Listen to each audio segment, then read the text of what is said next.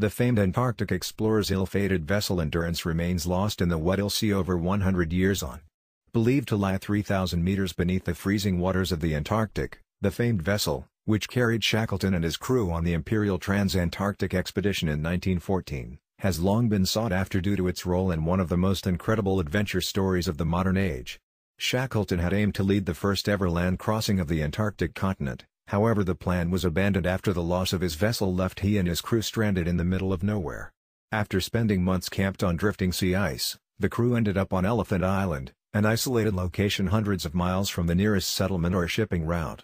In an effort to find help, Shackleton and a few of his men set out across the ocean in a tiny boat to reach the island of South Georgia, which was situated approximately 720 nautical miles away. After several perilous weeks at sea, they finally arrived on the island.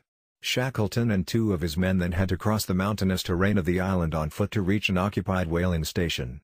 Incredibly, in the end, every single member of his crew was rescued. But what about the Endurance?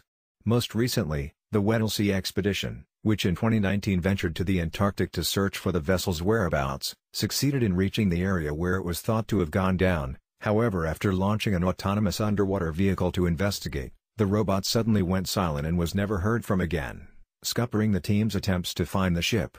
Efforts to find out what happened to the robot were then hampered by encroaching sea ice. To finally locate the Endurance on the seafloor would require favorable sea ice conditions in the central western Weddell Sea, including the presence of wide, open water, leads, said Dr. Christine Batchelor from the Scott Polar Research Institute, SPRI. In addition, a two-ship operation may be needed to break ice and successfully launch and recover an autonomous underwater vehicle. In other words, finding the Endurance is likely to prove challenging even under ideal conditions. It is a shame the 2019 search failed in their attempt to locate Endurance's wreck, as they had the best ice conditions seen in the past 17 years, said oceanographer David Mearns.